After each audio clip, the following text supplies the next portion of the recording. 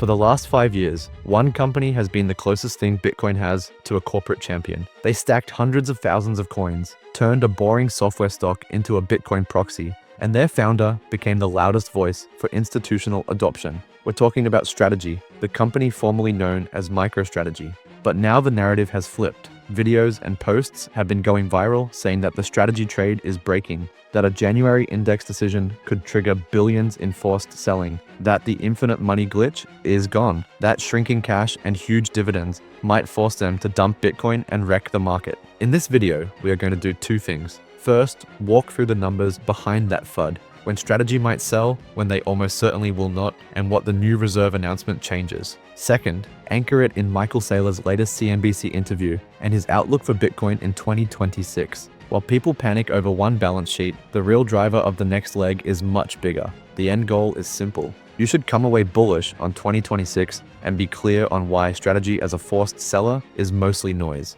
Let's start with the fear. This concern was not invented out of thin air. Recent filings show Strategy holds about 650,000 Bitcoin, roughly 3% of the total supply, more than most governments and public companies combined. For years, they were a constant bid, dip, or pump they bought. That was powered by the so-called infinite money glitch. The stock traded at a big premium to the BTC on the balance sheet. Investors would pay $2 or $3 of market cap for every dollar of Bitcoin. Strategy could issue new shares at that high price, raise cash, buy more BTC, increase Bitcoin per share, and push the stock higher again. A loop that fed itself. Recently, that broke. By late November, Strategy's multiple of net asset value dropped below 1 for the first time since 2020, around 0.87 at one point. The market was valuing the company at less than the Bitcoin it holds. You got BTC at a discount, but also took on the debt and corporate risk. At the same time, the cash position was small, roughly $54 million on hand, against about $640 million a year in preferred dividends plus interest on debt. When you cannot rely on a big equity premium, filling that gap by selling stock gets ugly. Then, add the MSCI consultation. MSCI asked whether companies with more than 50% of their assets in digital currencies should be removed from major indices. Strategy is Exhibit A. Bitcoin is well over 70% of the balance sheet. The consultation ends at the end of December. A decision is due mid-January. If MSCI excludes Strategy, passive funds tracking those indices will have to sell. Estimates put that selling at around $2.8 billion from MSCI alone and up to $8.8 billion if other index providers follow. Put it together, and the simple story is billions in potential forced selling of MSTR limited cash. Big recurring payouts. It's easy to jump from that to they will be forced to dump Bitcoin, but that jump skips key details. To work out whether Strategy actually needs to sell BTC, you have to separate three things: index flows, debt maturities, dividend policy. Let's start with debt. Most of Strategy's borrowings are long-dated convertible notes. Big chunks do not mature until 2027 or later, some out to 2032. No one can show up next quarter and demand repayment. There are no margin calls on these notes. Saylor has also said that older loans only get stressed if Bitcoin collapses into the low thousands. And even then, they can try to restructure instead of instantly dumping coins. The real short-term pressure sits in dividends and interest. Those are recurring cash outflows. On paper, they owe hundreds of millions per year, while only holding tens of millions in cash. This is where the new update matters. After the FUD cycle started, Strategy announced it is building a $1.44 billion cash reserve to cover at least 12 months of preferred dividends and interest, with a target of 2 years or more, funded by additional Class A stock sales. So instead of selling Bitcoin to meet coupons, they are selling equity, raising cash to support those payments. And at the same time, they bought another 130 Bitcoin, taking the stack to around 650,000. If they thought they were on the edge of a forced liquidation, they would not be adding to the stack. There is another lever that almost no headline mentions. Dividends are discretionary. The board declares them. Michael Saylor controls roughly 40% plus of the voting power and dominates the boardroom. In a real emergency, they can suspend dividends. That would crush the stock, invite lawsuits, but it would protect the Bitcoin. So zoomed in, the picture looks like this. Index flows might crush the stock in January. The equity premium is weaker, so the free leverage model is offline for now. Cash was tight, so they are raising and locking a dedicated reserve. None of that automatically forces a Bitcoin fire sale. Equity holders have risk. The Bitcoin treasury is not about to be dumped by necessity. Now that we have cleared that up, let's look at how Saylor is thinking about 2026.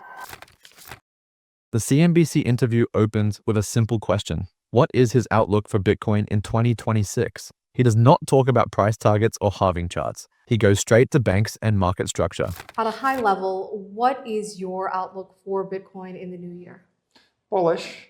I think that the exciting developments in the asset class are bank acceptance and credit development in the banking network. So we've seen about half of the large banks in the United States start to extend credit against IBIT in the past 6 months. And a number of banks like Charles Schwab and Citi have announced they're going to start to custody Bitcoin and extend credit against it in the first half of 2026. So I think that the real story in 26 is banker acceptance of Bitcoin, willingness to custody it, trade it, and extend credit against it. And that should catapult the asset class to new levels. And this week, Bitwise CEO Hunter Horsley argued that the 4-year crypto cycle is over. And Fundstrat's Tom Lee made the same argument, saying that the classic 4-year Bitcoin cycle is dead. What is your reaction to that? Do you agree? Yeah, I think that the 4-year cycles are based on the Bitcoin halving. And the Bitcoin halving was really important for the first 12 years of the asset because we were cutting the amount of Bitcoin that was being cut from the supply was very material, relative to the demand in the market. But right now you're seeing days when Bitcoin trades 50 billion or $100 billion in a single day. The total amount of the halving and the next halving is going to be 225 Bitcoin. So 225 Bitcoin times even 100,000 a coin is it's $20 million a day is the impact of the halving. And so $20 million isn't the first order impact on a $50 billion a day liquidity. It's not even a second order impact. It's probably a third order issue. The primary drivers of Bitcoin right now are the structural developments in the market. For example, if the banks extend $50 billion worth of credit, right, that dwarfs 20 million a day in the halving. And then when the SEC loosened the restrictions on derivatives trading on IBIT, the open interest in IBIT went from 10 billion to 50 billion in a few weeks. So you're talking about tens of billions of dollars of demand for the asset based upon the embrace of the traditional finance establishment. And so the asset class is being driven by the structure of support in the banking industry and in finance, and a few regulatory changes that are actually enhancing that support for the asset. 2 key points. First, he is straightforwardly bullish on 2026 because of bank acceptance. He talks about large US banks moving to custody Bitcoin, extend credit against IBIT, and plug BTC into their lending systems. He compares that to the halving and points out how small the issuance cut is relative to daily trading volumes. In his view, the halving impact is now a third-order effect. Second, he gives concrete examples. SEC changes around derivatives on IBIT pushed open interest from roughly 10 billion to 50 billion in a matter of weeks. That is tens of billions in demand from the traditional system because of regulatory tweaks, not minor rewards. The takeaway is simple. The old 4-year cycle framework is less important. The big driver from here is integration into the banking and credit system, which is exactly where strategy wants to sit. Next, Saylor talks about other corporate treasuries and how strategy's business has shifted. Our business has evolved from a company that simply owns Bitcoin to a company that issues digital credit against the underlying Bitcoin. So today, we're the largest issuer of digital credit in the world. If thousands or tens of thousands of other companies buy Bitcoin, that will be good for Bitcoin and good for our business. So it's helpful. Out of those 250 crypto asset companies or crypto treasury companies, only a couple are in the business of issuing digital credit. Examples would be Strive, that issued a treasury credit instrument about a month ago, and then Metaplanet, the biggest Bitcoin holder in Japan, that actually just issued their first digital credit instrument. So there's 3 of us that are in the digital credit market. There's probably 200 to 300 that are holders of crypto assets. It's all good for the crypto economy. They'll all benefit. But the exciting thing in the market right now is digital credit. Now, your strategy of accumulating Bitcoin made Strategy the best performing company for some time, and many other companies followed suit. But why do you think we're seeing so many deaths arise specifically now? Before November of last year, before the red sweep, there was a lot of uncertainty over the asset class. And so I think a lot of publicly traded companies were afraid to go into space. We have a very supportive administration. The president has designated Bitcoin as digital gold. The Secretary of the Treasury has said we want to be the crypto capital of the world. Donald Trump said we want to be a Bitcoin superpower. So we're the first year of institutional adoption. And in 2025, you got the support of the SEC, the support of the CFTC, the support of the Secretary of the Treasury, the support of the President of the United States.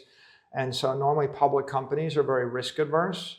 And with all of those supportive moves by the administration, combined with the accounting profession rolling out fair value accounting, which was a very big deal. Fair value accounting means that when you generate gains, you're allowed to mark them up on your balance sheet. And before that point, you could only take losses. You could never take gains. So the accounting was reformed, and the regulators began supporting the asset in the year 2025.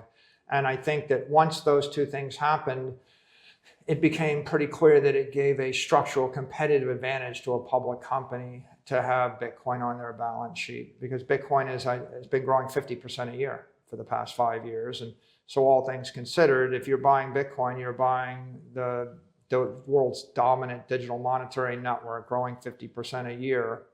And the alternative would be to hold something growing 5% a year. He explains that there are now hundreds of companies holding Bitcoin on their balance sheets. Strategy was first, many followed. He sees that as positive. Each new holder adds to the network and indirectly benefits Strategy. The more important part is why this is accelerating now. Two structural shifts hit in 2025. First, a supportive political environment. You have public statements calling Bitcoin digital gold and framing the United States as a Bitcoin superpower. Second, fair value accounting for crypto assets. Before that, a company could mark BTC down but not up. Losses showed up. Gains did not. It made Bitcoin look terrible on financial statements. Under fair value, they can mark to market. If Bitcoin rises, the balance sheet reflects it. That turns BTC into a competitive asset versus cash or low-yielding bonds. Saylor points out that Bitcoin has grown around 50% a year over the past 5 years, compared to traditional assets closer to single digits. From a CFO's perspective, once accounting rules stop punishing you, holding some Bitcoin starts to look rational. He then returns to digital credit. In his framing, the killer product is a bank account that pays around 10% when money markets pay 4%, a yield gap of 600 to 800 basis points. The way you deliver that is by using Bitcoin as digital capital to back digital credit instruments. This connects straight back to the FUD. Strategy is positioning itself as the largest issuer of Bitcoin-backed credit. That business model depends on preserving and growing the Bitcoin collateral base. Selling a large chunk of that stack is the last lever they will pull, not the first.